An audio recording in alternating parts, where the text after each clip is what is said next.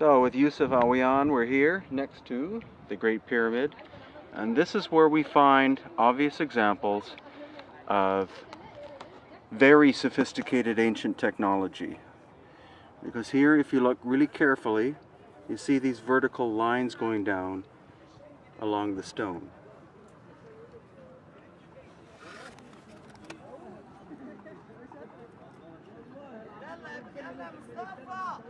Now there are scratches too, but there seems to be quite a pattern to it. As if, could this be actually a saw? Now this material is basalt, which is very hard. It's not from the local area. And so a culture with bronze chisels couldn't, or bronze saws, even with some kind of silica sand as an abrasive, could not produce that kind of fine finish as far as I can tell. I'll show you other examples here in this little area by itself of examples of machining technology at work. Not modern machines, not dynastic Egyptian machines, but older machining technology by the Cometians.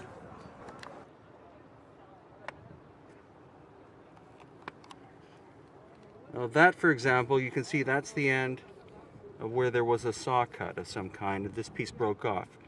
The diameter of that saw blade seems to be about 1/8 of an inch, and it's not a straight cut. We'll show that in other videos. What it is, it's a curved cut. So that could be evidence of the giant circular saw. And here, these are the cuts themselves. Again, somewhere between 1/8 and 1/4 of an inch in diameter, going straight through 1, 2, 3 of them.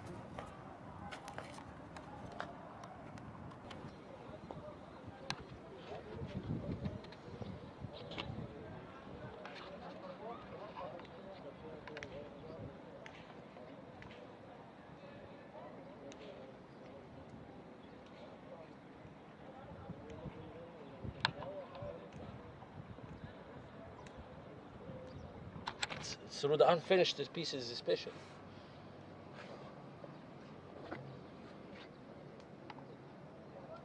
But they all had more disc saw machine. But they are aware of this market.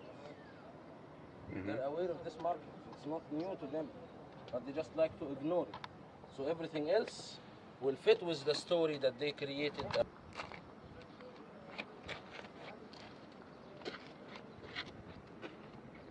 You see, the sewer system was made to get rid.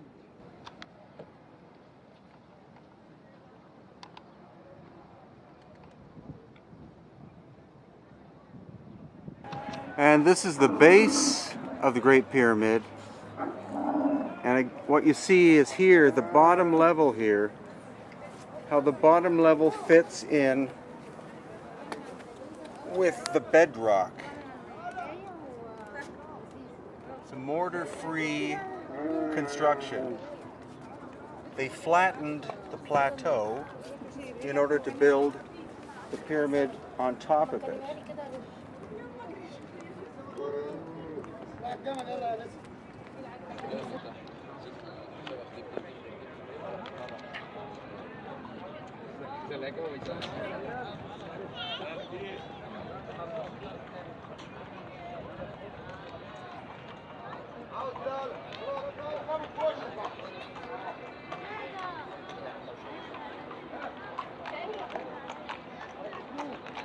So again, here's the original external casing stone of the Great Pyramid.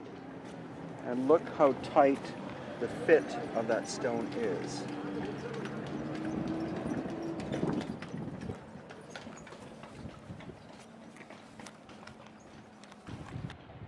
And another puzzling thing, as Yusuf Awaken, who's there, pointed out, is the amount of erosion of some of this stone, which was, what the main pyramid is made out of, this limestone. The extent of erosion is quite astonishing. So how long would it have taken for that erosion to have taken place. You need a geologist such as Dr. Robert Schoch to discuss that. But would it have taken 1,000 years or 5,000 years? Certainly not in hundreds of years, because this is desert. It's unlikely that it was sand being blown by the wind to erode it to this extent. The Sphinx is known to have been eroded by water, possibly up to 8,000 or 10,000 years ago. So could that mean that this pyramid, the Great Pyramid, and possibly this one, the Second Pyramid, as well, are contemporary? That they pre-existed the dynastic pharaonic cultures of Egypt? That's what we're trying to find out.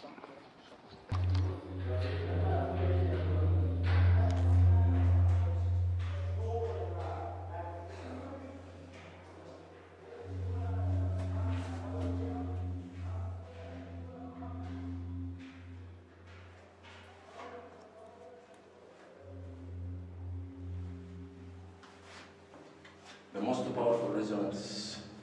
Mm-hmm.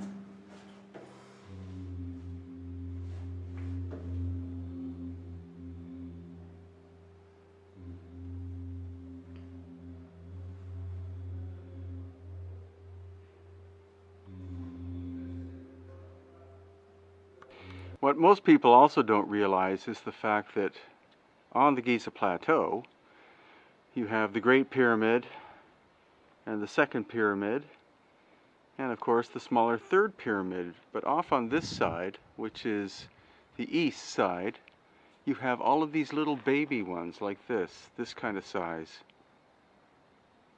And here you can see the casing stone is still on the exterior. There are about 30 of these.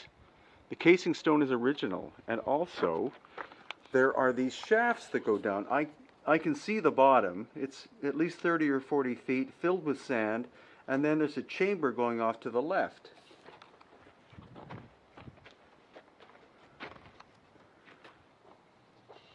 And this one as well. It's deeper, with chambers going off at what is now the bottom. So really, you don't build shafts for burying people. If the shafts are there, you could use them for burying people. Here's the shaft in the center of one of these baby ones.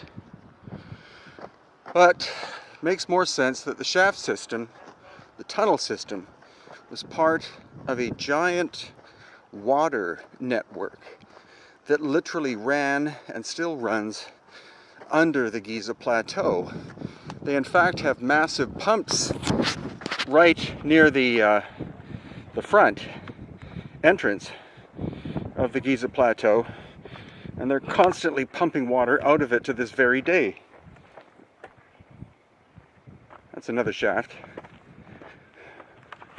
So it makes this whole area far more mysterious and interesting than the conventional explanation. And we've just been told we can go into Meres Ankh, the third tomb, which is a mastaba.